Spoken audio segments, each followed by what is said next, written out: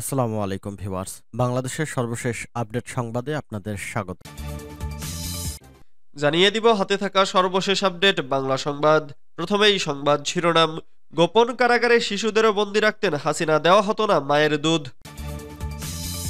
এরপর জানিয়ে দিব খালেদা জিয়ার লিভার প্রতিস্থাপন সম্ভব হচ্ছে না। এদিকে পদ ছাড়ার কারণ জানালেন সার্জিস আলম। এরপর জানিয়ে দিব একজন মানুষকে আর কতবার রিমান্ডে নেওয়া যায়, প্রশ্ন আইনজীবীর। আরো জানিয়ে দিব পিলখানা হত্যাকাণ্ড, ২৬ দিন চাকরির ১৬ বছর ঘানি টেনে অবশেষে মুক্তির হাওয়া। সর্বশেষ জানিয়ে দিব বাড়বে দিনের তাপমাত্রা। এতক্ষণ শুনছিলেন সংবাদ শিরোনাম, এবারে বিস্তারিত। তবে অনুরোধ থাকবে ভিডিওটিতে একটি লাইক করবেন এবং কমেন্ট করে জানিয়ে দিবেন কোন জেলা থেকে আপনি আমাদের এই ভিডিওটি দেখছেন। গোপন কারাগারে শিশুদেরও বন্দী রাখতেন হাসিনা, দেওয়া হতো না মায়ের দুধ। ক্ষমতা টিকিয়ে রাখতে সাবেক প্রধানমন্ত্রী শেখ হাসিনা বিরোধীদের দমন পীড়নের সব ধরনের ব্যবস্থা করেছিলেন। এর মধ্যে সবচেয়ে কুখ্যাতি পেয়েছে তার তৈরি গোপন বন্দিশালা, যেখানে শিশুদেরও বন্দী রাখতেন হাসিনা, এমনকি তাদের বঞ্চিত করা হতো মায়ের দুধ পান থেকেও। মঙ্গলবার ২১ জানুয়ারি এক প্রতিবেদনে স্বৈরাচারী সরকারের গুম, বিচারবহিত হত্যাকাণ্ড সহ মানবাধিকার লঙ্ঘনের এমন ভয়াবহ তথ্য জানিয়েছে তুরস্কের সংবাদ মাধ্যম টিআরটি ওয়ার্ল্ড। প্রতিবেদনে বলা হয়েছে কমপক্ষে অর্ধ ডজন শিশু তাদের মায়েদের সাথে অন্ধকার গোপন জেলে মাসের পর মাস কাটিয়েছে। যখন মায়েদের জিজ্ঞাসাবাদ করা হতো তখন শিশুদের অন্যত্র আটক রাখা হতো। এ সময় শিশুর বুকফাটা কান্নাতেও দুধ খাওয়ানোর অনুমতি মিলত না। এছাড়া নির্যাতনের অন্যান্য উপায়ও ব্যবহার করত হাসিনার বাহিনী। টিআরটি ওয়ার্ল্ডের অনুসন্ধান বলছে বাংলাদেশের গোপন আটক কেন্দ্রে বন্দী শত শত মানুষের মধ্যে বেশ কয়েকজন শিশুও ছিল।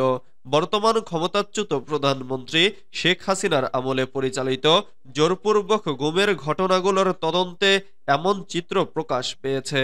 বাংলাদেশে জোরপূর্বক গুম সংক্রান্ত তদন্ত কমিশন মঙ্গলবার তাদের প্রাথমিক প্রতিবেদনে জানিয়েছে কমপক্ষে অর্ধ ডজন শিশু তাদের মায়েদের সাথে ব্ল্যাক সাইট জেলে মাসের পর মাস কাটিয়েছে। জিজ্ঞাসাবাদের সময় শিশুদের দুধ খাওয়ানো থেকে বিরত রাখা সহ অন্যান্য উপায়ে নির্যাতন করা হতো। কমিশন বলেছে তাদের কাছে এমন একাধিক যাচাইকৃত ঘটনা রয়েছে যেখানে নারীরা তাদের সন্তানদের সাথে নিখোঁজ হয়েছেন। সম্প্রতি ২০২৩ সালেও কিছু ঘটনা ঘটেছে। প্রতিবেদনে এক গর্ভবতী নারীকে গুমের ঘটনায় তুলে ধরা হয়। ওই নারী তার ২ ছোট শিশু সহ একটি আটক কেন্দ্রে বন্দী ছিলেন। সেখানে তাকে মারধর করা হয়েছিল। এটি কোনো বিচ্ছিন্ন ঘটনা ছিল না বলেও গুম কমিশন বলেছে। কমিশন জানিয়েছে একজন প্রত্যক্ষদর্শী তদন্তকারীদের সেই আটক স্থানের কক্ষটি দেখিয়েছেন যেখানে তাকে শৈশবে মায়ের সাথে রাখা হয়েছিল। এ আটক কেন্দ্রটি আধাসামরিক বাহিনী র্যাপিড অ্যাকশন ব্যাটালিয়ন র্যাব পরিচালনা করত। খালেদা জিয়ার লিভার প্রতিস্থাপন সম্ভব হচ্ছে না।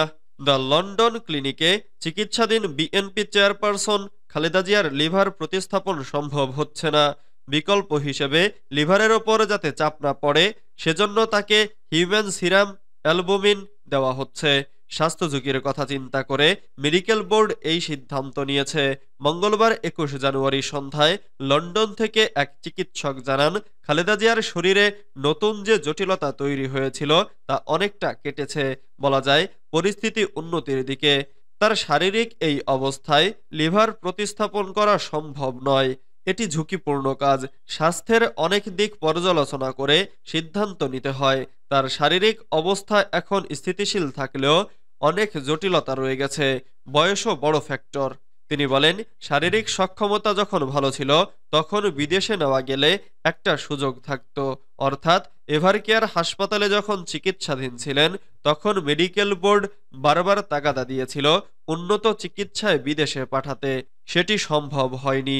ওই চিকিৎসক বলেন লিভার প্রতিস্থাপনের বিকল্প হিসেবে হিউম্যান সিরাম অ্যালবুমিন দেওয়া হবে। এটি মানুষের রক্তের প্লাজমায় সর্বাধিক প্রোটিন গঠন করে। এটি দেওয়ার পর লিভারের ওপর চাপ পড়বে না। মেডিকেল বোর্ড নতুন নতুন পরীক্ষা নিরীক্ষা করছে। রিপোর্ট অনুযায়ী চিকিৎসায় পরিবর্তন আনা হচ্ছে। পদ ছাড়ার কারণ জানালেন সার্জিস। জুলাই শহীদ স্মৃতি ফাউন্ডেশন থেকে সরে দাঁড়ালেন বৈষম্য বিরোধী ছাত্র আন্দোলনের সমন্বয়ক সার্জিস আলম। কারণ হিসেবে তিনি জানান, ফাউন্ডেশনের গতি ত্বরান্বিত করার জন্য সংস্থাটির গণতন্ত্র, কাঠামো ও কাজের প্রক্রিয়াতে পরিবর্তন আনা হয়েছে, যেখানে সাধারণ সম্পাদক নামে কোনো পদ এখন থেকে আর থাকবে না। বুধবার ২২ জানুয়ারি সকালে সামাজিক যোগাযোগ মাধ্যম ফেসবুকে একটি স্ট্যাটাস দেন তিনি বলেন, এখন থেকে এক্সিকিউটিভ কমিটি পুরো অফিসের সার্বিক বিষয় পরিচালনার দায়িত্ব পালন করবে। চিফ এক্সিকিউটিভ অফিসার সেখানে অফিসের প্রধান হিসেবে দায়িত্ব পালন করবে।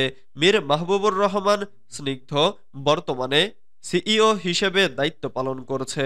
গভর্নিং বডি ফাউন্ডেশনের পলিসি মেকিং কাজ করবে, যেখানে মাননীয় প্রধান উপদেষ্টা সহ ৪ জন উপদেষ্টা রয়েছেন। স্বাস্থ্য, সমাজ কল্যাণ, স্থানীয় সরকার ও আইসিটি। সাধারণ সম্পাদক নামে কোনো পদ এখন আর নেই।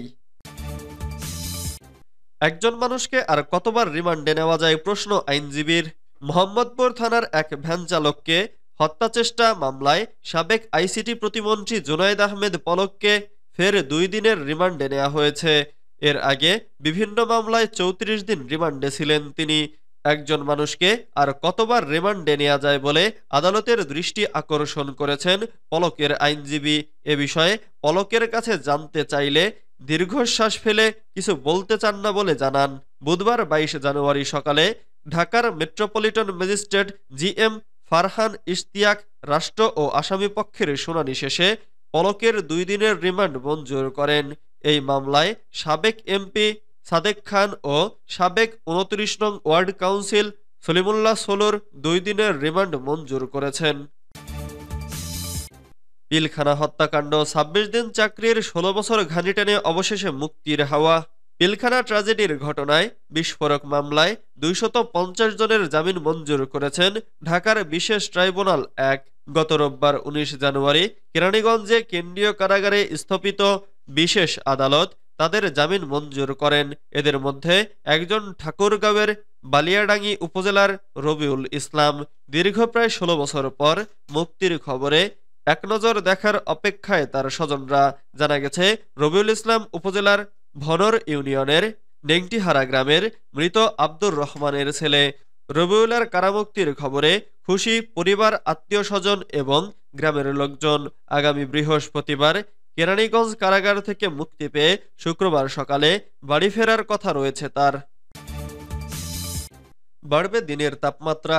সারা দেশে দিনের তাপমাত্রা সামান্য বাড়তে পারে বলে জানিয়েছে আবহাওয়া অধিদপ্তর। তবে রাতের তাপমাত্রা প্রায় অপরিবর্তিত থাকতে পারে বলে জানিয়েছে সংস্থাটি। বুধবার ২২ জানুয়ারি বাংলাদেশ আবহাওয়া অধিদপ্তরের আবহাওয়াবিদ মোহাম্মদ তরিফুল নেওয়াজ কবিরের দেওয়া পূর্বাভাসে এ তথ্য জানানো হয়। আবহাওয়া অফিস জানিয়েছে, আগামী ২৪ ঘন্টায় অস্থায়ীভাবে আংশিক মেঘলা আকাশ সহ সারা দেশের আবহাওয়া শুষ্ক থাকতে পারে। তবে শেষরাত থেকে সকাল পর্যন্ত দেশের উত্তর পশ্চিমাঞ্চলের কোথাও কোথাও মাঝারি থেকে ঘন কুয়াশা পড়তে পারে এবং দেশের অন্যত্র হালকা থেকে মাঝারি ধরনের কুয়াশা পড়তে পারে। তা কোথাও কোথাও দুপুর পর্যন্ত অব্যাহত থাকতে পারে। সেই সঙ্গে সারা দেশে রাতের তাপমাত্রা প্রায় অপরিবর্তিত থাকতে পারে এবং দিনের তাপমাত্রা সামান্য বৃদ্ধি পেতে পারে।